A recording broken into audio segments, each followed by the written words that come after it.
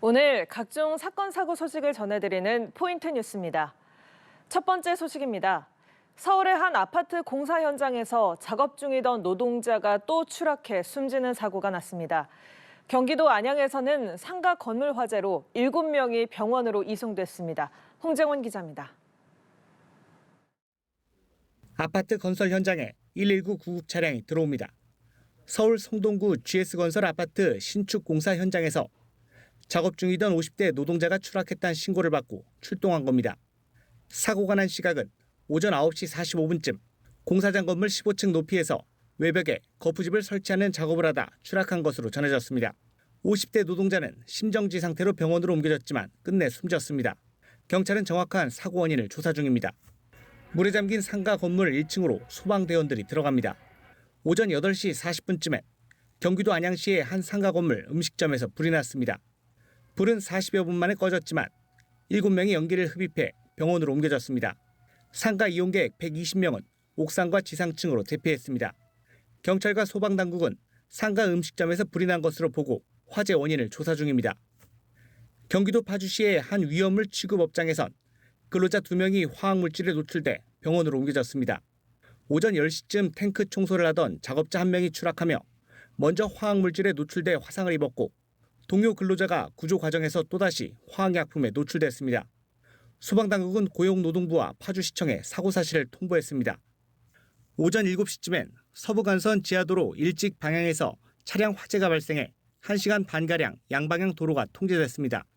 인명피해는 없었지만 한때 양방향 차량 통행이 전면 통제되면서 출근길 극심한 차량 정체가 빚어졌습니다. 소방당국은 차량 엔진 쪽에서 불꽃이 보였다는 신고 내용을 토대로 화재 원인을 조사 중입니다. 연합뉴스TV 홍정원입니다. 다음 소식입니다. 필리핀으로 달아난 해외 도피사범 49명이 전세기를 통해 단체 송환됐습니다. 단일 국가에서 이뤄진 범죄자 송환으로는 최대 규모입니다. 정우진 기자입니다. 인천국제공항 입국장에 경찰 기동대원들이 가득 들어찼습니다. 입국장 문이 열리자 모자와 마스크로 얼굴을 가린 피의자들이 줄줄이 붙들려 나옵니다. 필리핀에서 검거된 해외 도피사범들입니다. 경찰청은 전세기를 투입해 필리핀으로 도피한 피의자 49명을 강제 송환했습니다. 규모로만 보면 단일 국가에서 이뤄진 해외 도피사범 송환 중 역대 가장 큰 규모입니다. 송환된 피의자 가운데에는 5조 3천억 원 규모의 불법 도박 사이트를 운영한 조직원 11명과 지난해 필리핀 세부에서 발생한 강도 상해 사건 주범 등이 포함됐습니다. 송환된 피의자들이 저지른 합산 범죄 피해액만 605억 원에 달하고 운영한 도박 사이트의 도금 규모도 총 10조 7천억 원에 달합니다. 16년간 도피 생활을 이어오던 범죄자도 결국 한국 땅을 밟았는데 범죄 소익을 기반으로 해외에서 도피 생활을 이어온 것으로 파악됐습니다.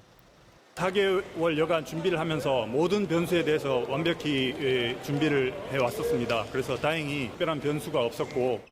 경찰은 이번 단체 송환을 위해 약 4달에 걸쳐 외교부 등 관계부처를 비롯해 필리핀 현지 당국과도 세부 절차를 조율해왔습니다.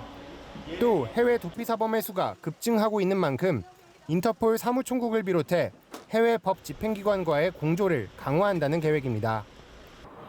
경찰은 해외도 결코 범죄자들의 도피처가 될 수 없다며 해외 도피 사범들을 끝까지 추적, 검거하겠다고 밝혔습니다. 연합뉴스TV 정호진입니다. 세 번째 소식입니다. 오늘 오전 11시 56분쯤 경남 거제시 한화오션 거제 사업장에서 선주 측 시험설비 감독관 A씨가 바다에 추락해 숨졌습니다. 숨진 A씨는 브라질 국적의 30대 남성으로 중량물 하중 테스트 작업 중 바다로 떨어졌습니다. 사고는 브라질 국적 선주사에서 발주한 해양 플랜트 설비에서 하중 시험 등 시설 점검 중 일어났습니다. 신고를 받고 출동한 해경은 오후 1시 30분쯤 심정지 상태의 A씨를 구조했지만 사망 판정을 받았습니다.